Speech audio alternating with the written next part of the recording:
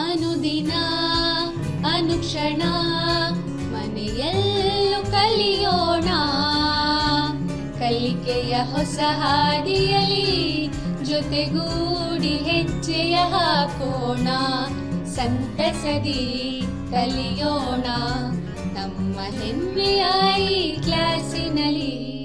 Yes sir. Yes teacher. Present ma'am.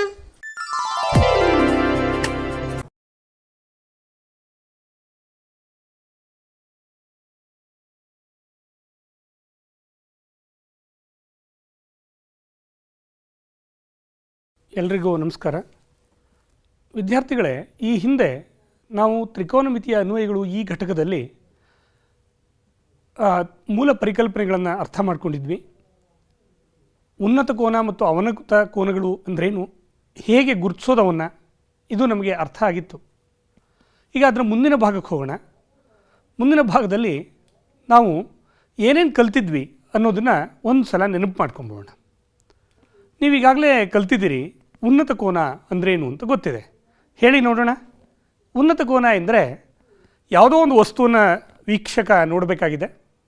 ನೋಡೋವಂಥ ಸಂದರ್ಭದಲ್ಲಿ ತಲೆಯನ್ನು ಮೇಲೆತ್ತಿ ನೋಡುವಂಥ ಒಂದು ಸನ್ನಿವೇಶ. ಅಂಥ ಒಂದು ಸನ್ನಿವೇಶವನ್ನು ನಾವಿಲ್ಲಿ ಪುನಃ ನೆನಪು ಮಾಡ್ಕೊಂಬಿಡೋಣ. ವೀಕ್ಷಣಾ ವಸ್ತು ಕ್ಷಿತಿಜ ರೇಖೆಯ ಮೇಲೆ ಇರುತ್ತದೆ.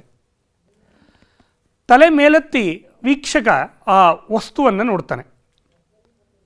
ಅಂತಹ ಒಂದು ಸಂದರ್ಭದಲ್ಲಿ ನಾವು ಉನ್ನತ ಕೋನವನ್ನು ಗಮನಿಸ್ತೀವಿ. ಹಾಗಿದ್ದರೆ ಇಲ್ಲಿ ಗಮನಿಸಿ, ದೃಷ್ಟಿರೇಖೆ ಇದೆ, ವೀಕ್ಷಣಾ ವಸ್ತು ಇದೆ, ಕ್ಷಿತಿಜ ರೇಖೆ ಇದೆ. ನೀವು ಗಮನಿಸಿ, ದೃಷ್ಟಿರೇಖೆ ಮತ್ತು ಕ್ಷಿತಿಜ ರೇಖೆಯ ನಡುವೆ ಉಂಟಾಗಿರುವಂಥ ಕೋನ ಉನ್ನತ ಕೋನ ಇಲ್ಲಿ. ಏಕೆಂದರೆ ವಸ್ತು, ವೀಕ್ಷಿಸುವಂಥ ವಸ್ತು ಮೇಲಿದೆ ಅನ್ನೋದು ನಿಮಗೆ ಗೊತ್ತಾಗುತ್ತೆ. ಹಾಗಿದ್ದರೆ ಇನ್ನೊಂದು ಕೋನ ಯಾವುದು ಹೇಳಿ ನೋಡೋಣ ಮಕ್ಕಳೇ. ಇನ್ನೊಂದು ಬಗೆಯ ಕೋನ ಅವನತ ಕೋನ ಅಂತ ನಿಮಗೆ ಗೊತ್ತಿದೆ. ವೀಕ್ಷಣಾ ವಸ್ತು ಕ್ಷಿತಿಜ ರೇಖೆಯ ಕೆಳಗಿರುತ್ತೆ. ವಸ್ತುವನ್ನು ನೋಡಬೇಕಾದ್ರೆ ತಲೆ ಕೆಳಗಿಳಿಸಿ ನೋಡ್ತಾನೆ ವೀಕ್ಷಕ. ಹಾಗಾಗಿ ಇಲ್ಲಿ ಉಂಟಾಗುವಂಥ ಕೋನ ಅವನತ ಕೋನ ಆಗಿರುತ್ತೆ. ಇದನ್ನು ನಾವು ನೆನಪು ಮಾಡ್ಕೊಂಬೋಣ ಮಕ್ಕಳೇ. ಕ್ಷಿತಿಜ ರೇಖೆ ಅಲ್ಲಿದೆ, ದೃಷ್ಟಿರೇಖೆಯನ್ನು ನೀವು ಗಮನಿಸಿ, ವೀಕ್ಷಣಾ ವಸ್ತುವನ್ನು ಗಮನಿಸಿ, ಲಂಬಕೋನ ತ್ರಿಭುಜ ಉಂಟಾಗಿರೋದನ್ನು ನೀವು ಗಮನಿಸಬಹುದು. ಕ್ಷಿತಿಜ ರೇಖೆ ಮತ್ತು ದೃಷ್ಟಿರೇಖೆಯ ನಡುವೆ ಉಂಟಾಗಿರುವಂಥ ಕೋನ ಇಲ್ಲಿ ಅವನತ ಕೋನ. ಏಕೆಂದರೆ ಕ್ಷಿತಿಜ ರೇಖೆಯ ಕೆಳಭಾಗದಲ್ಲಿ ವೀಕ್ಷಣಾ ವಸ್ತು ಇದೆ. ಉನ್ನತ ಕೋನದಲ್ಲಿ ಕ್ಷಿತಿಜ ರೇಖೆಯ ಮೇಲ್ಭಾಗದಲ್ಲಿ ವೀಕ್ಷಣಾ ವಸ್ತು ಇತ್ತು. ಅಂದರೆ ವೀಕ್ಷಕ ತಲೆ ಎತ್ತಿ ನೋಡಿದಾಗ ನಮಗೆ ಉನ್ನತ ಕೋನ ಸಿಗುತ್ತೆ. ವೀಕ್ಷಕ ತಲೆ ಕೆಳಗಿಳಿಸಿ ನೋಡುವಂಥ ಸಂದರ್ಭ ಬಂದಾಗ ನಮಗೆ ಅವನತ ಕೋನ ಸಿಗುತ್ತೆ ಅನ್ನೋದನ್ನು ಮಕ್ಕಳೇ ನೀವು ನೆನಪು ಮಾಡ್ಕೊಳ್ಳಿ. ಹಾಗಿದ್ದರೆ ನಾವು ಕೆಲವೊಂದಿಷ್ಟು ಸಮಸ್ಯೆಗಳನ್ನು ಇಲ್ಲಿ ಬಿಡಿಸ್ತಾ ಹೋಗೋಣ. ಗೋಪುರದ ಮೇಲ್ತುದಿಗೆ ನನ್ನ ಜೊತೆಗೆ ಲೆಕ್ಕ ಓದಿ ಬರ್ಕೊಳ್ಳಿ, ಚಿತ್ರವನ್ನು, ಸಂಬಂಧಿತ ಚಿತ್ರವನ್ನು ಬಿಡಿಸಿ. ಹಾಗಿದ್ದರೆ ನಾವು ಪ್ರಶ್ನೆಯನ್ನು ಅರ್ಥ ಮಾಡ್ಕೊಳ್ಳೋಣ. ನಾವು ಕ್ಷಿತಿಜ ರೇಖೆಯನ್ನು ಗುರುತಿಸೋಣ. ಸಿ ಬಿಂದುವಿನಿಂದ ಎ ಬಿಂದುವನ್ನು ನೋಡ್ತಾ ಇದ್ದೀವಿ, ವೀಕ್ಷಿಸ್ತಾ ಇದ್ದೀವಿ ಅಂತ ಅಂದ್ಕೊಳ್ಳೋಣ. ಡಿ ಸಿ ಅನ್ನುವಂಥದ್ದು ಕ್ಷಿತಿಜ ರೇಖೆ, ಕ್ಷಿತಿಜ ರೇಖೆಯ ಸಮಾಂತರ ರೇಖೆ ಆಗಿರಲಿ. ಈ ಡಿ ಇ ಇದೆಯಲ್ಲ, ಅಷ್ಟು ಎತ್ತರದಲ್ಲಿ ಇದನ್ನು ನೋಡ್ತಾ ಇದ್ದೀವಿ, ಗೋಪುರದ ಮೇಲ್ತುದಿಯನ್ನು ನೋಡ್ತಾ ಇದ್ದೀವಿ ಅನ್ನೋದು ಅರ್ಥ ಇಲ್ಲಿ. ಹಾಗಿದ್ದರೆ ಗಮನಿಸ್ತಾ ಹೋಗಿ, ಇ ಎಫ್ ಅನ್ನುವಂಥದ್ದು ಸರೋವರದ ಮೇಲ್ಭಾಗ. ಸರೋವರದ ಮೇಲ್ಭಾಗದಲ್ಲಿ ಹೆಚ್ಚು ಮೀಟರ್ ಎತ್ತರದಲ್ಲಿ ನಿಂತ್ಕೊಂಡು ಗೋಪುರದ ಮೇಲ್ತುದಿಯನ್ನು ನೋಡಲಾಗ್ತಾ ಇದೆ. ಆವಾಗ ಗೋಪುರದ ಕೆಳತುದಿ ಬಿ ಅನ್ನು ನೋಡಿದಾಗ ನಮ್ಗೆ ಉಂಟಾಗುವಂಥ ಕೋನ ಅವನತ ಕೋನ. ಗೋಪುರದ ಮೇಲ್ತುದಿ ಎ ಅನ್ನು ನೋಡಿದಾಗ ನಮಗೆ ಸಿಗುವಂಥದ್ದು ಉನ್ನತ ಕೋನ ಅಂತ ನಮಗೆ ಇಲ್ಲಿ ಗೊತ್ತಾಗುತ್ತೆ. ಹಾಗಾಗಿ ಬಿ ಅನ್ನುವಂಥದ್ದು ಏನ ನೆರಳು ಅಲ್ಲಿದೆ ಅಂಥೇಳಿ ನಾವು ಅರ್ಥ ಮಾಡ್ಕೋಬೇಕಾಗಿದೆ. ಹಾಗಿದ್ದರೆ ಗೋಪುರದ ಮೇಲ್ತುದಿ ಎ ಆಗಿರಲಿ, ಎ ಬಿಂದುವಿಗೆ ಸಿ ಬಿಂದುವಿನಿಂದ ಸರೋವರದ ಹೆಚ್ಚು ಮೀಟರ್ ಎತ್ತರದ ಒಂದು ಬಿಂದುವಿನಿಂದ ಇರುವಂಥ ಉನ್ನತ ಕೋನ ಆಲ್ಫಾ ಅಂತ ನಾವು ಗುರುತಿಸಿದ್ದೀವಿ. ಹಾಗಿದ್ದರೆ ಸಿ ಎಫ್ ಮತ್ತು ಡಿ ಇಗಳು ಪರಸ್ಪರ ಸಮ, ಅದು ಹೆಚ್ಚು ಮೀಟರ್ಗೆ ಸಮವಾಗಿದೆ. ಪ್ರತಿಬಿಂಬ ಎನ ಪ್ರತಿಬಿಂಬ ಬಿನಲ್ಲಿದೆ ಅಂತ ನೀವು ಅರ್ಥ ಮಾಡ್ಕೋಬಹುದು. ಎ ಸಿ ಅಳತೆ ಎಕ್ಸ್ ಮೀಟರ್ ಅಂತ ನಿಮಗೆ ಗೊತ್ತು. ಎ ಡಿ ಸಿ ತ್ರಿಭುಜವನ್ನು ನೀವು ಗಮನಿಸಿ. ಎ ಡಿ ಸಿ ತ್ರಿಭುಜವನ್ನು ಆ ಚಿತ್ರದಲ್ಲಿ ಎ ಡಿ ಸಿಯನ್ನು ಗಮನಿಸಿ. ಎ ಡಿ ಸಿನಲ್ಲಿ ಸೈನ್ ಆಲ್ಫಾ ತೊಗೊಂಬೋಣ. ಸೈನ್ ಆಲ್ಫಾನ ಬೆಲೆ ಎಷ್ಟು ಹೇಳಿ ನೋಡೋಣ ಮಕ್ಕಳೇ. ಸೈನ್ ಆಲ್ಫಾ ಎಂದರೆ ಆಪೋಸಿಟ್ ಬೈ ಹೈಪಾಟೆನ್ಯೂಸ್, ಅಭಿಮುಖ ಬಾಹು ಬೈ ವಿಕರ್ಣ. ಎ ಡಿ ಸಿ ತ್ರಿಭುಜದ ಅಭಿಮುಖ ಬಾಹು ಯಾವುದು? ಆಲ್ಫಾ ಕೋನಕ್ಕೆ ಸಂಬಂಧಿಸಿದಂತೆ ಎ ಡಿ ಅನ್ನುವಂಥದ್ದು ಅಭಿಮುಖ ಬಾಹು, ವಿಕರ್ಣ ಯಾವುದು? A C. ಆದ್ದರಿಂದ ಎ ಡಿನ ಅಳತೆ ಎಷ್ಟು ಅಂತ ನಮ್ಗೆ ಗೊತ್ತಿದೆ. ಎ ಡಿ ಗೊತ್ತಿಲ್ಲ, ಹೇಗಿತ್ತೋ ಹಾಗೆ ಬರೆಯೋಣ. ಎ ಸಿಯನ್ನು ಏನಂತ ತೊಗೊಂಡಿದ್ದೀವಿ? ಎಕ್ಸ್ ಅಂತ ತೊಗೊಂಡಿದ್ದೀವಿ. ಸಬ್ಸ್ಟಿಟ್ಯೂಟ್ ಮಾಡೋಣ, ಆದೇಶಿಸೋಣ. ಆದ್ದರಿಂದ ಎ ಡಿಗೆ ಬರೋ ಹಾಗೆ ಇದನ್ನು ನಾವು ಸಂಕ್ಷೇಪಿಸೋಣ. A D is equal to x sine alpha. ಇದನ್ನು ಸಮೀಕರಣ 1 ಅಂತ ಕರೆಯೋಣ.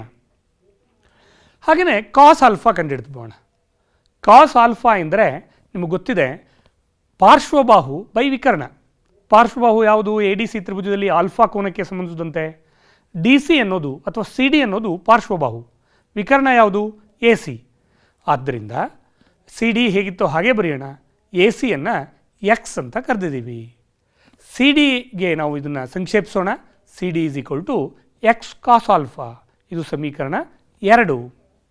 ಈಗ ಸಿ ಡಿ ಬಿ ತ್ರಿಭುಜ ತಗೊಳ್ಳೋಣ, ಕೆಳಗಡೆಯ ತ್ರಿಭುಜ. ನೀವು ಗಮನಿಸಿ, ಟ್ಯಾನ್ ಬೀಟಾವನ್ನು ಕಂಡುಹಿಡಿಯೋಣ. Tan beta is equal to ನಿಮ್ಗೆ ಗೊತ್ತಾಗ್ತಾ ಇದೆ B D by C D. B D ಅಂದರೆ ಏನದು? ಬೀಟಾಗೆ ಸಂಬಂಧಿಸಿದಂತೆ ಅಭಿಮುಖ ಬಾಹು ಬೈ ಪಾರ್ಶ್ವಬಾಹು.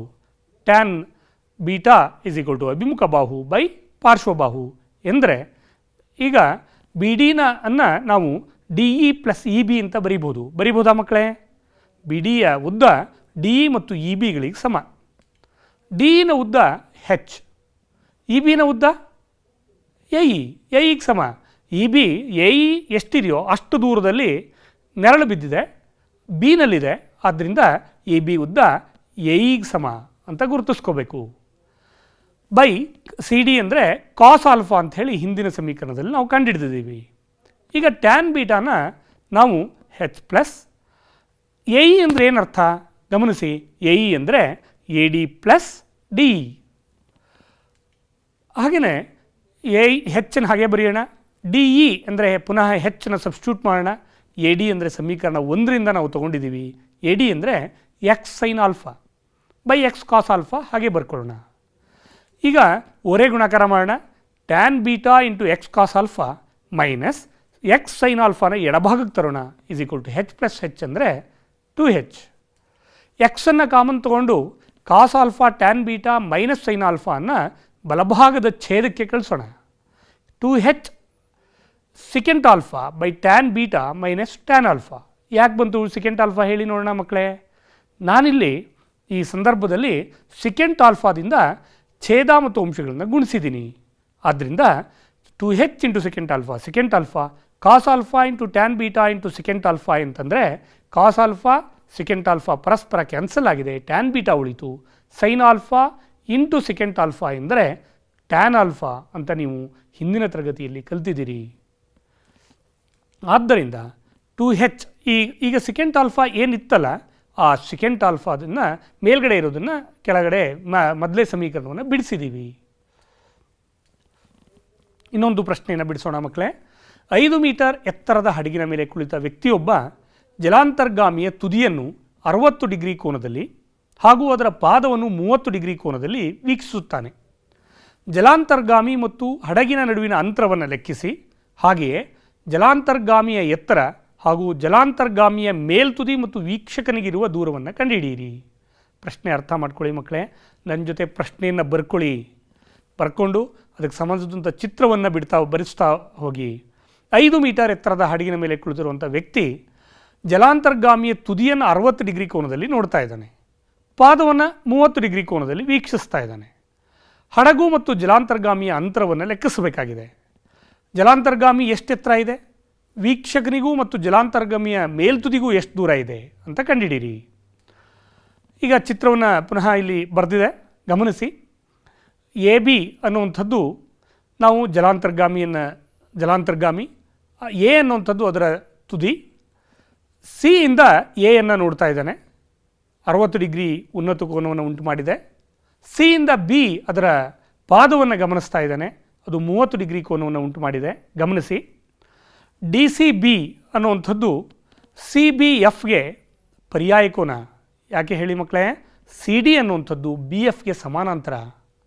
ಮತ್ತು ಡಿ ಬಿ ಅನ್ನುವಂಥದ್ದು 5 ಮೀಟರ್ ಅಂತ ಕೊಟ್ಟಿದ್ದಾರೆ. ಈಗ ನಾವು ಗುರುತಿಸ್ತಾ ಹೋಗೋಣ. ಹಡಗು ಮತ್ತು ಜಲಾಂತರ್ಗಾಮಿಯ ನಡುವಿನ ದೂರ ಸಿ ಡಿ. ಜಲಾಂತರ್ಗಾಮಿಯ ಎತ್ತರ ಕೊಟ್ಟಿದ್ದಾರೆ, ಅದು ಎ ಬಿ. ಹಡಗಿನ ಎತ್ತರ ಸಿ ಎಫ್ ಅಂತ ಕೊಟ್ಟಿದ್ದಾರೆ. ಟ್ಯಾನ್ 30 ಡಿಗ್ರಿಯನ್ನು ಕಂಡುಹಿಡಿದ್ಬೋಣ. ಎಲ್ಲಿ ಕಂಡುಹಿಡಿತೀರಿ ಮಕ್ಕಳೇ? C F by B F.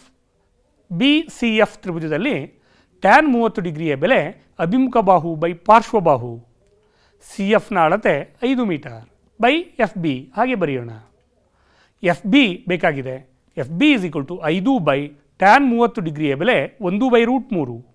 ಆದ್ದರಿಂದ 5√3 ಮೀಟರ್ ಅಂತ ನಾವು ಗುರುತಿಸಬಹುದು. ಆದ್ದರಿಂದ ಜಲಾಂತರ್ಗಾಮಿ ಮತ್ತು ಹಡಗಿರುವಂಥ ಅಂತರ ಬಿ ಎಫ್ ಅಥವಾ ಎಫ್ ಬಿ 5√3 ಮೀಟರ್ ಅಂಥೇಳಿ ಗುರುತಿಸಬಹುದು. ಈಗ ಟ್ಯಾನ್ 60 ಡಿಗ್ರಿಯನ್ನು ತಗೊಳ್ಳೋಣ ಮಕ್ಕಳೇ. ಯಾವ ತ್ರಿಭುಜದಲ್ಲಿ ತಗೊಳ್ತೀರಿ ಹೇಳಿ? ಹೌದು, ಸರಿಯಾಗಿ ಹೇಳ್ತಾ ಇದ್ದೀರಿ. ಎ ಡಿ ಸಿ ತ್ರಿಭುಜದಲ್ಲಿ ಟ್ಯಾನ್ 60 ಡಿಗ್ರಿಯನ್ನು ನಾವು ತಗೊಳ್ಳೋಣ. ಈ ತ್ರಿಭುಜದಲ್ಲಿ ಎ ಡಿ ಸಿ ತ್ರಿಭುಜದಲ್ಲಿ 60 ಡಿಗ್ರಿ ಇದೆಯಲ್ಲ ಈ ಕೋನ, ಇದರ ಅಭಿಮುಖ ಬಾಹು ಎ ಡಿ, ಪಾರ್ಶ್ವಬಾಹು ಸಿ ಡಿ. ಆದ್ದರಿಂದ A D by C D.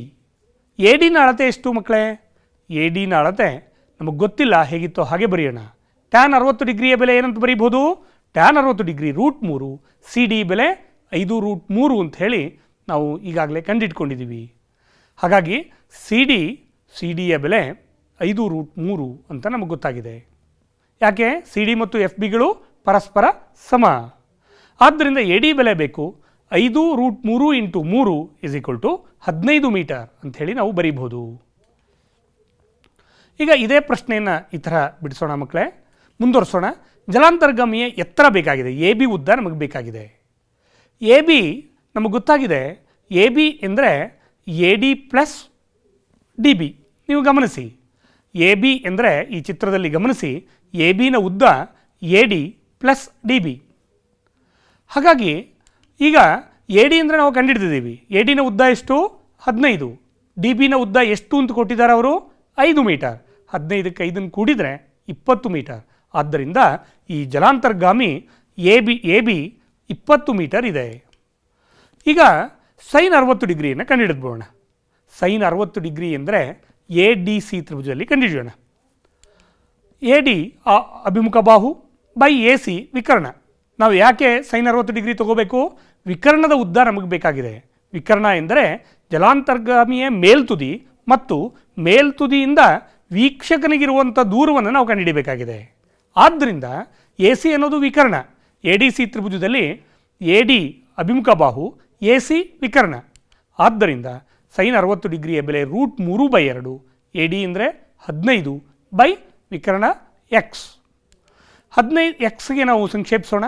X is equal to 15 2 30 ಒರೆ ಗುಣಾಕಾರ ಮಾಡೋಣ ಮಕ್ಕಳಲ್ಲಿ. ಈಗ 15 2 30 ಬೈ √3. ಆದ್ದರಿಂದ ಆ ಎರಡರ ತುದಿಗಳ ನಡುವಿನ ಅಂತರ ನಮ್ಗೆ ಗೊತ್ತಾಗ್ತಾ ಇದೆ. ಎಕ್ಸ್ ಇಸ್ ಈಕ್ವಲ್ ಟು 30√3 ಅಂತ ನಾವು ಹೇಳ್ಬೋದು. ಇನ್ನೊಂದು ಪ್ರಶ್ನೆಯನ್ನು ಗಮನಿಸಿ ಮಕ್ಕಳು. ಇಲ್ಲಿ ರೇಡಿಯೋ ಗೋಪುರವನ್ನು ನಾನು ಎ ಸಿ ಅಂತ ಕರೆದಿದ್ದೀನಿ.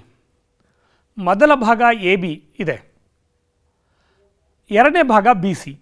ಮೊದಲ ಭಾಗದ ಎತ್ತರ ಕೊಟ್ಟಿದ್ದಾರೆ 87 ಅಡಿ ಅಂತ ಗುರುತಿಸಿ. ಡಿ ಬಿಂದುವಿನಿಂದ ಮೊದಲ ಭಾಗದ ಮೇಲ್ತುದಿಯನ್ನು ಗಮನಿಸಿದ್ದಾರೆ. ಅದು 30 ಡಿಗ್ರಿ ಉನ್ನತ ಕೋನವನ್ನು ಉಂಟು ಮಾಡಿದೆ, ತಲೆ ಮೇಲೆತ್ತಿ ನೋಡುವಂಥ ಸಂದರ್ಭ. ಹಾಗೆಯೇ ಡಿ ಬಿಂದುವಿನಿಂದ ಸಿ ಬಿಂದುವನ್ನು ಗುರುತಿಸಿದ್ದಾರೆ. ರೇಡಿಯೋ ಗೋಪುರದ ಎರಡನೇ ಭಾಗದ ಮೇಲ್ತುದಿಯನ್ನು ಗಮನಿಸಿದ್ದಾರೆ. ಈಗ ಮೊದಲ ಭಾಗದ ಎತ್ತರ A B is equal to 87 ಅಡಿ ಅಂತ ನಮಗೆ ಗೊತ್ತಿದೆ. ಟ್ಯಾನ್ 30 ಡಿಗ್ರಿ ಎಂದರೆ ನಮಗೆ ಗೊತ್ತಿದೆ ಅಭಿಮುಖ ಬಾಹು ಬೈ ಪಾರ್ಶ್ವಬಾಹು. ಅಭಿಮುಖ ಬಾಹು ಎಷ್ಟು? A B. ಪಾರ್ಶ್ವಬಾಹು ಎ ಡಿ. ಆದ್ದರಿಂದ A D is equal to A B by tan 30 degree. ಸರಿನಾ ಮಕ್ಕಳೇ? ನಾನು ಇಲ್ಲಿ ಒರೆ ಗುಣಾಕಾರ ಮಾಡಿದ್ದೀನಿ. ಎ ಬಿನ ಅಳತೆ 87, ಟ್ಯಾನ್ 30 ಡಿಗ್ರಿಯ ಬೆಲೆ ಎಷ್ಟು? 1/√3. ಆದ್ದರಿಂದ ಎ ಡಿನ ಉದ್ದ ಅಂದರೆ ಪಾರ್ಶ್ವಬಾಹುವಿನ ಉದ್ದ 87√3 ಅಡಿಗಳು ಅಂತ ನಾವು ಹೇಳ್ಬೋದು. ಈಗ ಟ್ಯಾನ್ 60 ಡಿಗ್ರಿಯನ್ನು ತಗೊಳ್ಳೋಣ. ಯಾವ ತ್ರಿಭುಜದಲ್ಲಿ ತಗೊಳ್ತೀರಿ? Tan 60 degree A C D ತ್ರಿಭುಜದಲ್ಲಿ ತಗೊಳ್ಳೋಣ. ಎ ಸಿ ಡಿ ತ್ರಿಭುಜದಲ್ಲಿ 60 ಡಿಗ್ರಿಯ ಅಭಿಮುಖ ಬಾಹು ಎ ಸಿ, ಪಾರ್ಶ್ವಬಾಹು ಪುನಃ ಎ ಡಿ. ಆದ್ದರಿಂದ A C by A D ಅಂತ ಬರೆಯೋಣ. A C is equal to ಒರೆ ಗುಣಾಕಾರ ಮಾಡೋಣ, ಎ ಡಿ ಟ್ಯಾನ್ 60 ಡಿಗ್ರಿ. ಸರಿನಾ ಮಕ್ಕಳೇ? ಆದ್ದರಿಂದ ನೀವು ಗಮನಿಸ್ಬೋದು ಮಕ್ಕಳೇ, ಎ ಡಿನ ಬೆಲೆ 87√3. ನಾನು ಇಲ್ಲಿ ಸಬ್ಸ್ಟಿಟ್ಯೂಟ್ ಮಾಡಿದ್ದೀನಿ, ಗಮನಿಸಿ. ಟ್ಯಾನ್ 60 ಡಿಗ್ರಿಯ ಬೆಲೆ √3. √3 ಇಂಟು √3ರ ಬೆಲೆ ನಾವು ಇಲ್ಲಿ ಗಮನಿಸ್ಬೋದು. √3 ಇಂಟು √3ರ ಬೆಲೆ 3. ಆದ್ದರಿಂದ 87 ಇಂಟು 3 261 ಅಡಿ ಎ ಸಿನ ಉದ್ದ. ಆದರೆ ಎ ಬಿ 87 ಅಡಿ ಅಂತ ಕೊಟ್ಟಿದ್ದಾರೆ. ಬಿ ಸಿ ಬೇಕು, ಎರಡನೇ ಭಾಗದ ಎತ್ತರ ಬೇಕಾಗಿದೆ ನಮಗೆ. ಈ ಭಾಗದ ಎತ್ತರ ಬೇಕಾಗಿತ್ತು, ಬಿ ಸಿ ಬೇಕಾಗಿತ್ತು. ಆದ್ದರಿಂದ B C is equal to H is equal to A ಸಿನಲ್ಲಿ ಎ ಬಿಯನ್ನು ಕಳೆದ್ರೆ ನಮಗೆ ಬಿ ಸಿನ ಉದ್ದ ಸಿಗುತ್ತೆ. ಆದ್ದರಿಂದ ಎರಡನೇ ಭಾಗದ ಎತ್ತರ 174 ಅಡಿ ಅಂಥೇಳಿ ನಾವು ಗುರುತಿಸ್ಬೋದು. ಅರ್ಥ ಆಗ್ತಿದೆಯಲ್ಲ ಮಕ್ಕಳೇ? ಇದನ್ನು ನಾವು ಬೀಟಾ ಜಾಗದಲ್ಲಿ 60 ಡಿಗ್ರಿ, ಆಲ್ಫಾ ಜಾಗದಲ್ಲಿ 30 ಡಿಗ್ರಿ, ಎಕ್ಸ್ನ ಅಳತೆ 87 ಅಂತ ಹಾಕಿ ಎತ್ತರವನ್ನು ಕಂಡುಹಿಡಿಯಬಹುದಾಗಿದೆ. ಹಿಂದಿನ ನಾವು ಸಾಮಾನ್ಯೀಕರಿಸಿದ ಸಮಸ್ಯೆಯಲ್ಲಿ ಈ ಒಂದು ಸೂತ್ರವನ್ನು ಪಡೆದಿದ್ವಿ, ಸೂತ್ರ ರೂಪದ ಉತ್ತರವನ್ನು ಪಡೆದಿದ್ವಿ. ಇನ್ನೊಂದು ಪ್ರಶ್ನೆಯನ್ನು ಗಮನಿಸ್ಬಿಡಿ ಮಕ್ಕಳೇ. ಭೂಮಿಯಿಂದ ಹೆಚ್ಚು ಮೀಟರ್ ಎತ್ತರದಲ್ಲಿರುವ ಮನೆಯ ಮಾಳಿಗೆಯಿಂದ ಎದುರಿನ ಬೆಟ್ಟದ ಮೇಲ್ತುದಿ ಮತ್ತು ಪಾದದ ಉನ್ನತ ಹಾಗೂ ಅವನತ ಕೋನಗಳು ಕ್ರಮವಾಗಿ ಆಲ್ಫಾ ಮತ್ತು ಬೀಟಾ ಆಗಿವೆ. ಹಾಗಾದರೆ ಬೆಟ್ಟದ ಎತ್ತರ ಹೆಚ್ times 1 + tan alpha cot beta ಎಂದು ಸಾಧಿಸಿ. ಪ್ರಶ್ನೆಯನ್ನು ಅರ್ಥ ಮಾಡ್ಕೊಳ್ಳೋಣ ಮಕ್ಕಳೇ. ಹೆಚ್ಚು ಮೀಟರ್ ಎತ್ತರ ಇರುವಂಥ ಮನೆಯ ಮಾಳಿಗೆಯ ಮೇಲೆ ಒಬ್ಬ ವೀಕ್ಷಕ ಕೂತಿದ್ದಾರೆ. ಎದುರುಗಡೆ ಒಂದು ಬೆಟ್ಟ ಇದೆ. ಬೆಟ್ಟದ ಮೇಲ್ತುದಿ, ಅದರ ಶಿಖರವನ್ನು, ತುದಿಯನ್ನು ಗಮನಿಸ್ತಾ ಇದ್ದಾರೆ. ಹಾಗೆಯೇ ಪಾದವನ್ನು, ಅದರ ತಳಭಾಗವನ್ನು ಗಮನಿಸ್ತಾ ಇದ್ದಾರೆ. ಮೇಲ್ತುದಿ ಅಂತಂದಾಗ ನಿಮಗೆ ಗೊತ್ತಿದೆ ಮಕ್ಕಳೇ, ತಲೆಯನ್ನು ಮೇಲೆತ್ತಿ ನೋಡುವ ಸಂದರ್ಭ. ಹಾಗಾಗಿ ಉನ್ನತ ಕೋನ ಉಂಟಾಗಿದೆ. ಅದೇ ಥರ ಪಾದವನ್ನು ನೋಡಬೇಕಾದ್ರೆ ಮನೆ ಮೇಲೆ ಕೂತ್ಕೊಂಡು ಬೆಟ್ಟದ ಪಾದವನ್ನು ನೋಡ್ತಾ ಇದ್ದೀವಿ ಅಂತಂದರೆ ತಲೆಯನ್ನು ಕೆಳಗಿಳಿಸಬೇಕಾಗತ್ತೆ. ಹಾಗಾಗಿ ಅವನತ ಕೋನ ಉಂಟಾಗಿದೆ. ಉನ್ನತ ಕೋನ ಇಲ್ಲಿ ಆಲ್ಫಾ, ಬೆಟ್ಟದ ಮೇಲ್ತುದಿಯನ್ನು ನೋಡಿದಾಗ. ಬೆಟ್ಟದ ಕೆಳತುದಿಯನ್ನು ನೋಡಿದಾಗ ಅದು ಬೀಟಾ ಆಗಿದೆ. ಹಾಗಾಗಿ ನಾವು ಈ ಬೆಟ್ಟದ ಎತ್ತರ ಹೆಚ್ times 1 + tan alpha cot beta ಎಂದು ಸಾಧಿಸಬೇಕಾಗಿದೆ. ಚಿತ್ರ ಬರೆದ್ಬಿಡೋಣ. ಮನೆ ಇದೆ. ಮನೆಯ ಮೇಲೆ ಕೂತ್ಕೊಂಡು ವೀಕ್ಷಕ ಬೆಟ್ಟವನ್ನು ಗಮನಿಸ್ತಾ ಇದ್ದಾರೆ. ಕೆಳಭಾಗದಲ್ಲಿರುವಂಥ ರೇಖೆ ಅದು ನಿಮಗೆ ಗೊತ್ತಿದೆ, ಅದು ಕ್ಷಿತಿಜ ರೇಖೆಗೆ ಸಮಾಂತರವಾಗಿದೆ. ಮನೆಯ ಮೇಲೆ ಕೂತ್ಕೊಂಡು ಬೆಟ್ಟದ ಕೆಳತುದಿಯನ್ನು, ಪಾದವನ್ನು ಗಮನಿಸ್ತಾ ಇದ್ದಾರೆ. ಹಾಗೆಯೇ ಬೆಟ್ಟದ ಮೇಲ್ತುದಿಯನ್ನು ಕೂಡ ಗಮನಿಸ್ತಾ ಇದ್ದಾರೆ. ಬೆಟ್ಟದ ಮೇಲ್ತುದಿ ಎ ಆಗಿದೆ. ಆಲ್ಫಾ, ಆ ಕೋನ ಉಂಟಾಗಿರುವಂಥ ಕೋನ ಆಲ್ಫಾ. ಬೆಟ್ಟದ ಪಾದವನ್ನು ವೀಕ್ಷಿಸಿದಾಗ ಉಂಟಾಗಿರುವಂಥ ಕೋನ ಬೀಟಾ. ನಿಮ್ಗೆ ಗೊತ್ತಿದೆ, ಬೀಟಾ, ಇನ್ನೂ ಒಂದು ಬೀಟಾನ ಗುರುತಿಸಿದ್ದೀನಿ, ಝಡ್ ಆಕಾರದ ಕೋನ ಉಂಟಾಗಿದೆ. ಪಿ ಬಿ ಅನ್ನುವಂಥದ್ದು ಛೇದಕ ರೇಖೆ. P Q, Q P B ಅನ್ನುವಂಥದ್ದು ಪಿ ಬಿ ಇನ್ನೊಂದು ರೇಖೆಯನ್ನು, ಬಿಂದುವನ್ನು ನಾನು ಗುರುತಿಸಿಲ್ಲ. ಆ 3 ಬಿಂದುಗಳನ್ನು ಸೇರಿಸಿದಾಗ ಝಡ್ ಆಕಾರ ಉಂಟಾಗುತ್ತೆ. ಇಲ್ಲಿ ಪರ್ಯಾಯ ಕೋನಗಳು ಉಂಟಾಗಿರೋದನ್ನು ನೀವು ಗಮನಿಸ್ಬೋದು. ಕೋನ ಪಿ ಮತ್ತು ಕೋನ ಬಿನಲ್ಲಿ ಪರ್ಯಾಯ ಕೋನಗಳನ್ನು ನೀವು ಗಮನಿಸ್ಬೋದು. ಈಗ ಭೂಮಿಯಿಂದ ಪಿಗೆ ಇರುವಂಥ ಎತ್ತರ ಹೆಚ್ಚಾಗಿದೆ. ಬೆಟ್ಟದ ಎತ್ತರ ಎ ಬಿ ಅನ್ನೋದು ನಮಗೆ ಗೊತ್ತಿದೆ. ಮನೆ ಮತ್ತು ಬೆಟ್ಟಕ್ಕಿರುವಂಥ ದೂರ ಪಿ ಕ್ಯೂ ಅಂತ ನಿಮಗೆ ಗೊತ್ತಿದೆ. ಈಗ ತ್ರಿಭುಜ ಬಿ ಕ್ಯೂ ಪಿನಲ್ಲಿ, ಬಿ ಕ್ಯೂ ಪಿ ತ್ರಿಭುಜವನ್ನು ವಿದ್ಯಾರ್ಥಿಗಳೇ ಗಮನಿಸಿ. ಬಿ ಕ್ಯೂ ಪಿ ತ್ರಿಭುಜದಲ್ಲಿ ಟ್ಯಾನ್ ಬೀಟಾವನ್ನು ಕಂಡುಹಿಡಿಯೋಣ. ಬೀಟಾಗೆ ಅಭಿಮುಖ ಬಾಹು ಯಾವುದು? B Q. ಅದರ ಪಾರ್ಶ್ವ ಬಾಹು ಯಾವುದು? P Q. ಇದನ್ನು ನಾವು ಗಮನಿಸೋಣ. B Q by P Q. ಆದ್ದರಿಂದ ಬಿ ಕ್ಯೂ ಎಂದರೆ H by P Q. P Q ಅಳತೆ ಬೇಕು ನಮಗೆ, ಹೆಚ್ ಬೈ ಟ್ಯಾನ್ ಬೀಟಾ. ಇದನ್ನು P Q is equal to tan beta 1/ಟ್ಯಾನ್ ಬೀಟಾ ಎಂದರೆ ಅದು ಕಾಟ್ ಬೀಟಾಗೆ ಸಮ. ಆದ್ದರಿಂದ P Q is equal to H cot beta. ಇದನ್ನು ಸಮೀಕರಣ 1 ಅಂತ ಕರೆಯೋಣ. ಈಗ ಎ ಪಿ ಕ್ಯೂ ತ್ರಿಭುಜವನ್ನು ತಗೊಳ್ಳೋಣ. ಮೇಲ್ಗಡೆಯ ತ್ರಿಭುಜ, ಈ ತ್ರಿಭುಜವನ್ನು ತಗೊಳ್ಳೋಣ. ಟ್ಯಾನ್ ಆಲ್ಫಾ ಕಂಡುಹಿಡಿದ್ಬೋಣ. ಟ್ಯಾನ್ ಆಲ್ಫಾ ಅಂದರೆ ಪುನಃ ಎ ಕ್ಯೂ ಅನ್ನೋದು ಅಭಿಮುಖ ಬಾಹು, ಪಾರ್ಶ್ವಬಾಹು ಯಾವುದು? ಪಿ ಕ್ಯೂ ಪಾರ್ಶ್ವಬಾಹು, ಎ ಕ್ಯೂ ಅನ್ನುವಂಥದ್ದು ಅಭಿಮುಖ ಬಾಹು. ಆದ್ದರಿಂದ A Q by P Q ಅಭಿಮುಖ ಬಾಹು ಬೈ ಪಾರ್ಶ್ವಬಾಹು. ಎ ಕ್ಯೂನ ಅಳತೆ ಎಷ್ಟು? ಎ ಕ್ಯೂ ಹಾಗೆ ಬರೆಯೋಣ. ಪಿ ಕ್ಯೂ ಅನ್ನು ನಾವು ಸಮೀಕರಣ 1ರಿಂದ ನಾವು ಗಮನಿಸಿದ್ದೀವಿ. ಈ ಪಿ ಕ್ಯೂನ ಅಳತೆ ಸಮೀಕರಣ 1ರಲ್ಲಿ ಹೆಚ್ ಕಾಟ್ ಬೀಟಾ ಅಂತ ಬರೆದಿದ್ದೀವಿ. ಆದ್ದರಿಂದ ಎ ಕ್ಯೂ ಅಳತೆ ಬೇಕಾಗಿದೆ ನಮಗೆ. A Q is equal to H tan beta tan alpha into cot beta. ಬೆಟ್ಟದ ಎತ್ತರ ಎಷ್ಟು ಹಾಗಿದ್ರೆ ಅಂತ ಹೇಳಬೇಕಾದ್ರೆ ಎ ಕ್ಯೂ ಪ್ಲಸ್ ಬಿ ಕ್ಯೂಗೆ ಸಮ. ಎ ಕ್ಯೂ ಅಳತೆಯಲ್ಲಿ ಮೇಲ್ಗಡೆ ಎಷ್ಟು ಅಂತ ಗೊತ್ತಾಗಿತ್ತು ನಮಗೆ. ಎ ಕ್ಯೂನ ಅಳತೆ H tan alpha plus cot beta. B ಕ್ಯೂನ ಅಳತೆ ಎಷ್ಟು? ಹೆಚ್ ಅಂತ ಗೊತ್ತು. ಹೆಚ್ಚನ್ನು ಕಾಮನ್ ತೊಗೊಳ್ಳೋಣ. ಕಾಮನ್ ತೊಗೊಂಡ್ರೆ tan alpha cot beta plus 1 ಅಂತ ನಾವು ಹೇಳ್ಬೋದು. ಮಕ್ಕಳೇ ಅರ್ಥ ಆಗ್ತಿದೆಯಲ್ಲ? ಇದನ್ನು ನೀವು ಕೂಡ ನಿಮ್ಮ ಎಕ್ಸರ್ಸೈಸಲ್ಲಿ ವರ್ಕ್ ಮಾಡ್ಕೊಳ್ಳಿ. ಇನ್ನೊಂದು ಪ್ರಶ್ನೆಯನ್ನು ಓದ್ಬೋಣ. ನಾವು ಕ್ಷಿತಿಜ ರೇಖೆಯನ್ನು ಗುರುತಿಸೋಣ,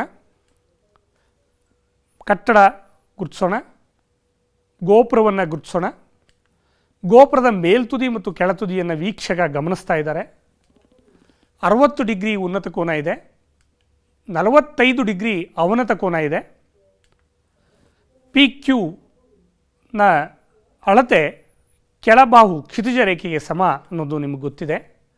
tan 45 degree is equal to Q B by P Q. ಆದ್ದರಿಂದ Q B is equal to P Q. ಹೇಗೆ ಹೇಳಿ? ಟ್ಯಾನ್ 45 ಡಿಗ್ರಿಯ ಬೆಲೆ 1. ಆದರೆ ಅವೆರಡರ ಅಳತೆ ಕೊಟ್ಟಿದ್ದಾರೆ ಅವರು 7 ಮೀಟರ್ ಎತ್ತರದ ಕಟ್ಟಡ ಅಂತ ಹೇಳಿದ್ದಾರೆ. ಆದ್ದರಿಂದ ಕ್ಯೂ ಬಿನ ಅಳತೆ ಎಷ್ಟೋ ಅಷ್ಟೇ ಪಿ ಕ್ಯೂನ ಅಳತೆ ಆಗಿರುತ್ತೆ. ಅಷ್ಟೇ ದೂರದಲ್ಲಿ ಆ ಕಟ್ಟಡ ಇದೆ ಅಂತ ಅರ್ಥ. ಈಗ ಟ್ಯಾನ್ 60 ಡಿಗ್ರಿ ತೊಗೊಂಬೋಣ. ಯಾವ ತ್ರಿಭುಜದಲ್ಲಿ ತೊಗೋತೀರಿ ಮಕ್ಕಳೇ? ಎ ಪಿ ಕ್ಯೂ ತ್ರಿಭುಜವನ್ನು ತೊಗೊಳ್ಳೋಣ. Tan 60 degree is equal to A Q by P Q. Tan 60 ಡಿಗ್ರಿಯ ಬೆಲೆ √3 is equal to A Q by 7. 7ನ್ನು ಒರೆ ಗುಣಾಕಾರ ಮಾಡೋಣ. A Q is equal to 7√3. ಆದ್ದರಿಂದ ಗೋಪುರದ ಎತ್ತರ A Q plus B Q. A ಕ್ಯೂನ ಅಳತೆ ಎಷ್ಟು? 7√3. ಬಿ ಕ್ಯೂನ ಅಳತೆ ಎಷ್ಟು? ನೀವು ಕಂಡುಹಿಡಿದಿದ್ದೀರಿ 7 ಮೀಟರ್. ಆದ್ದರಿಂದ 7 ಪ್ಲಸ್ 7√3 ಅಂತ ಬರೀಬಹುದು. 7ನ್ನು ಕಾಮನ್ ತೊಗೊಂಡ್ರೆ 7 ಇಂಟು 1 ಪ್ಲಸ್ √3 ಮೀಟರ್ ಅಂತ ನಾವು ಹೇಳ್ಬೋದು. ಇನ್ನೊಂದು ಪ್ರಶ್ನೆಯನ್ನು ಮಕ್ಕಳೇ ಓದೋಣ. ನನ್ನ ಜೊತೆಗೆ ಓದ್ತಾ ಹೋಗಿ, ನೀಟಾಗಿ ಬರ್ಕೊಳ್ಳಿ, ಪ್ರಶ್ನೆಯನ್ನು ಅರ್ಥ ಮಾಡ್ಕೊಳ್ಳಿ, ಸಂಬಂಧಿತ ಚಿತ್ರವನ್ನು ನನ್ನ ಜೊತೆಗೆ ಬರೀತಾ ಹೋಗಿ ಮಕ್ಕಳೇ. ಗೋಪುರದ ಪಾದದಿಂದ ಪಿ ಮತ್ತು ಕ್ಯೂ ಅಂತರದಲ್ಲಿರುವ 2 ಸ್ಥಳಗಳಾದ ಎ ಮತ್ತು ಬಿಗಳಿಂದ ಗೋಪುರದ ಮೇಲ್ತುದಿಗೆ ಉನ್ನತ ಕೋನಗಳು ಪರಸ್ಪರ ಲಂಬಕೋನ ಪೂರಕಗಳಾಗಿವೆ. ನೆನಪು ಮಾಡ್ಕೊಳ್ಳಿ, ಲಂಬಕೋನ ಪೂರಕ ಕೋನಗಳು ಎಂದರೇನು ಅನ್ನೋದು ನಿಮಗೆ ಗೊತ್ತಿರಲಿ. ಲಂಬಕೋನ ಪೂರಕ ಕೋನಗಳು ಎಂದರೆ ಯಾವುದಾದ್ರೂ 2 ಕೋನಗಳ ಮೊತ್ತ ಎಷ್ಟಿರಬೇಕು? 90 ಡಿಗ್ರಿ ಇರುವಂಥ ಕೋನಗಳು. ಹಾಗಾದರೆ ಗೋಪುರದ ಎತ್ತರ ಪಿ ಕ್ಯೂನ ವರ್ಗಮೂಲ ಎಂದು ಸಾಧಿಸಿ. ಪ್ರಶ್ನೆಯನ್ನು ಅರ್ಥ ಮಾಡ್ಕೊಂಡಿದ್ದೀವಿ. ಗೋಪುರದ ಪಾದದಿಂದ ನಾವು ಮೇಲಿರುವಂಥ 2 ಸ್ಥಳಗಳನ್ನು ಗಮನಿಸ್ತಾ ಇದ್ದೀವಿ. ಪಿ ಕ್ಯೂ ಮತ್ತು ಕ್ಯೂ ಗೋಪುರದ ಪಾದದಿಂದ ಪಿ ಮತ್ತು ಕ್ಯೂ ಅಂತರದಲ್ಲಿರುವ 2 ಸ್ಥಳಗಳಾದ ಎ ಮತ್ತು ಬಿಗಳಿಂದ ಗೋಪುರದ ಮೇಲ್ತುದಿಗೆ ಉನ್ನತ ಕೋನಗಳು ಎಷ್ಟಿವೆ ಅಂತ ಗುರುತಿಸೋಣ. ಎ ಮತ್ತು ಬಿ ಅನ್ನುವಂಥ ಸ್ಥಳಗಳಿಂದ ನಾವು ಡಿಯನ್ನು ಗುರುತಿಸ್ತಾ ಇದ್ದೀವಿ. ಮೊದಲೇದು ತೀಟಾ ಇದ್ದರೆ ಇನ್ನೊಂದು ಕೋನ ಎಷ್ಟಿರಬೇಕು? ಲಂಬಕೋನ ಪೂರಕ ಆಗಿದ್ದಾಗ 90 ಮೈನಸ್ ತೀಟಾ. 2 ಕೋನಗಳನ್ನು ಕೂಡಿದರೆ 90 ಡಿಗ್ರಿ ಬರಬೇಕು. ಆದ್ದರಿಂದ ಲಂಬಕೋನ ಪೂರಕ ಕೋನಗಳು ಅಂತ ಹೇಳಿ ಕೊಟ್ಟಿದ್ದಾರೆ. ಈಗ ಹಾಗಿದ್ದರೆ ಅವ್ರು ಹೇಳಿದ್ದಾರೆ ಎ ಸಿನ ಅಂತರ ಪಿ, ಬಿ ಸಿನ ಅಂತರ ಕ್ಯೂ ಲೆಕ್ಕದಲ್ಲಿ ಕೊಟ್ಟಿದ್ದಾರೆ. ಗೋಪುರ ಪಾದ ಸಿನಿಂದ ಮೊದಲನೇ ಸ್ಥಳಕ್ಕೆ ಬಿಗಿರೋ ದೂರ ಕ್ಯೂ ಇದೆ, ಸಿನಿಂದ ಎಗಿರೋ ದೂರ ಪಿ ಇದೆ, ಮತ್ತು ಅಲ್ಲಿರುವಂಥ ಕೋನಗಳು ಉಂಟಾಗಿರುವಂಥ ಉನ್ನತ ಕೋನಗಳು ಲಂಬಕೋನ ಪೂರಕಗಳಾಗಿವೆ. ಆದ್ದರಿಂದ ಒಂದು ತೀಟಾ ಇದೆ, ಇನ್ನೊಂದನ್ನು 90 ಮೈನಸ್ ತೀಟಾ ಅಂತ ನಾವು ತಗೋಬೇಕಾಗುತ್ತೆ. ಈಗ ಗೋಪುರದ ಎತ್ತರ ಸಿ ಡಿ ಹೆಚ್ಚು ಮಾನಗಳು ಅಂತ ಅಂದ್ಕೊಳ್ಳೋಣ, ನಮ್ಗೆ ಕೊಟ್ಟಿದ್ದಾರೆ, ನಾವು ಹಾಗೆ ಊಹಿಸ್ಕೊಳ್ಳೋಣ. ಉನ್ನತ ಕೋನಗಳು ಲಂಬಕೋನ ಪೂರಕಗಳಾಗಿವೆ. ಆದ್ದರಿಂದ ಏನಾಗಿರಬೇಕು? ಆ 2 ಕೋನಗಳು ಯಾವುದು? ಸಿ ಬಿ ಡಿ ಕೋನ ಪ್ಲಸ್ ಸಿ ಎ ಡಿ ಕೋನ, ಇವೆರಡನ್ನೂ ಕೂಡಿದರೆ 90 ಡಿಗ್ರಿ ಅನ್ನೋದು ನಿಮಗೆ ಗೊತ್ತಿದೆ, ಲಂಬಕೋನ ಪೂರಕಗಳವು. Tan theta ಕಂಡುಹಿಡಿದ್ಬೋಣ. ಯಾವ ತ್ರಿಭುಜದಲ್ಲಿ ಕಂಡುಹಿಡಿತೀರಿ ಮಕ್ಕಳೇ? ಹೇಳಿ ನೋಡೋಣ. ಟ್ಯಾನ್ ತೀಟಾ ಇರುವಂಥದ್ದು ಎ ಶೃಂಗದಲ್ಲಿದೆ, ಆದ್ದರಿಂದ ಡಿ ಎ ಸಿ ತ್ರಿಭುಜವನ್ನು ತಗೊಳ್ಳೋಣ. Tan theta is equal to opp by adj, ಅಭಿಮುಖ ಬಾಹು ಬೈ ಪಾರ್ಶ್ವಬಾಹು. ಅಭಿಮುಖ ಬಾಹು ಯಾವುದು? ತೀಟಾಕ್ಕೆ. ತೀಟಾಕ್ಕೆ ಅಭಿಮುಖ ಬಾಹು ನೀವು ಗಮನಿಸ್ತಾ ಇದ್ದೀರಿ ಸಿ ಡಿ. ಪಾರ್ಶ್ವಬಾಹು ಯಾವುದು? A C. ಆದ್ದರಿಂದ C D by A C. C ಡಿನ ಅಳತೆ ಎಷ್ಟು ಅಂತ ಊಹಿಸ್ಕೊಂಡಿದ್ದೀವಿ? ಹೆಚ್ ಅಂತ. ಎ ಸಿನ ಅಳತೆ ಎಷ್ಟು ಅಂತ ಕೊಟ್ಟಿದ್ದಾರೆ? ಪಿ ಅಂತ ಕೊಟ್ಟಿದ್ದಾರೆ. ಆದ್ದರಿಂದ ಹೆಚ್ ಇಸ್ ಈಕ್ವಲ್ ಟು ಪಿಯನ್ನು ಒರೇ ಗುಣಾಕಾರ ಮಾಡೋಣ. H is equal to P tan theta. ಇದನ್ನು ಸಮೀಕರಣ 1 ಅಂತ ಕರೀರಿ. ಈಗ ಟ್ಯಾನ್ 90 ಮೈನಸ್ ಥೀಟಾ ಅಂತ ಕಂಡುಹಿಡಿದ್ಬೋಣ. ಯಾವ ತ್ರಿಭುಜದಲ್ಲಿ ಹೇಳಿ ನೋಡಿ ಮಕ್ಕಳ? ಸಿ ಬಿ ಡಿ ತ್ರಿಭುಜವನ್ನು ತಗೊಳ್ಳೋಣ.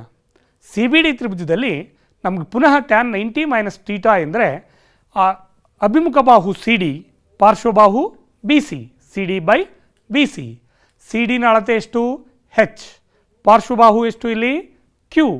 ಆದ್ದರಿಂದ H is equal to Q cot theta. 90 minus theta ಇದೆ. ಟ್ಯಾನ್ 90 ಮೈನಸ್ ಥೀಟಾ ಎಂದರೆ ಕಾಟ್ ಥೀಟಾ. ಆದ್ದರಿಂದ ಹೆಚ್ಚಿನ ಅಳತೆ ಕ್ಯೂ ಕಾಟ್ ಥೀಟಾ. ಸಮೀಕರಣ 1ರಲ್ಲಿ H is equal to P tan theta ಇದೆ. ಸಮೀಕರಣ 2ರಲ್ಲಿ H is equal to Q tan 90 minus theta ಅಂದರೆ ಕ್ಯೂ ಕಾಟ್ ಥೀಟಾ. ಸಮೀಕರಣ 1 ಮತ್ತು 2 ಗುಣಿಸ್ಬಿಟ್ರೆ ಏನಾಗುತ್ತೆ ನೋಡೋಣ ಮಕ್ಕಳೇ? ಹೆಚ್ ಇಂಟು ಹೆಚ್ ಎಡಭಾಗದಲ್ಲಿ ಎರಡನ್ನು ಗುಣಾಕಾರ ಮಾಡೋಣ. H into H is equal to P tan theta ಬಲಭಾಗದ್ದು into Q cot theta. Tan ಮತ್ತು ಕಾಟ್ಗಳು ಪರಸ್ಪರ ವಿಲೋಮ ಅನುಪಾತಗಳು, ಪರಸ್ಪರ ಕ್ಯಾನ್ಸಲ್ ಆಗಿದೆ. ಆದ್ದರಿಂದ ಉಳಿದಿದ್ದು P Q. H square is equal to P Q.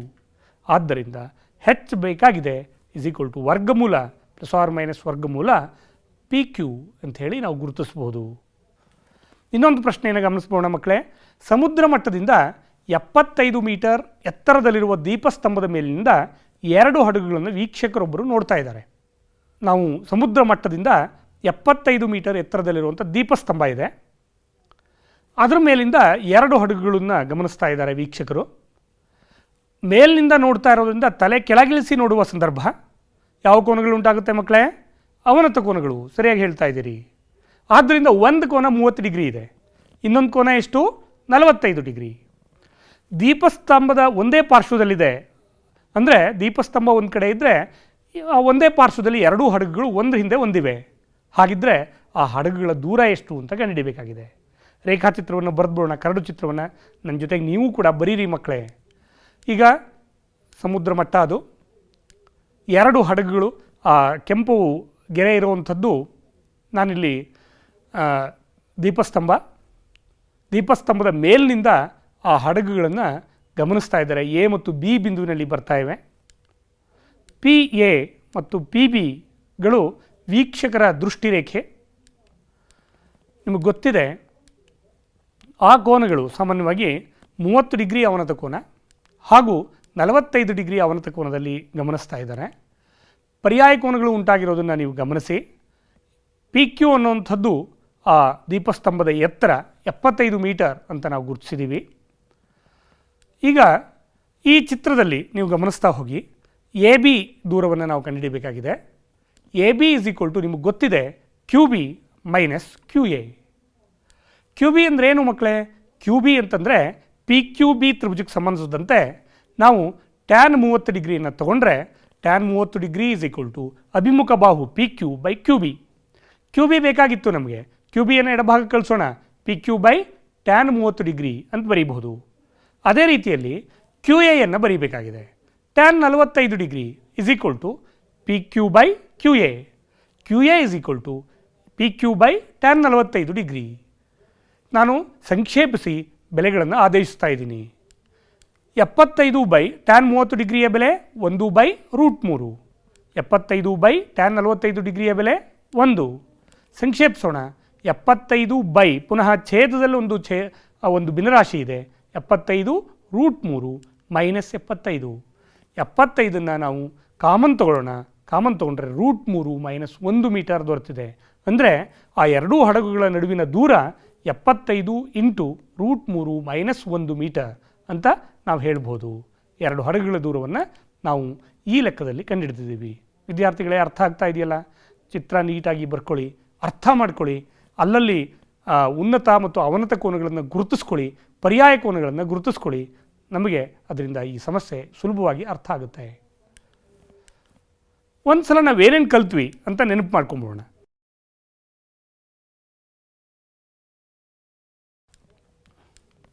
ಹಾಗೆಯೇ ಇವರೊಂದು ಸಮಸ್ಯೆಯನ್ನು ಬಿಡಿಸೋಣ.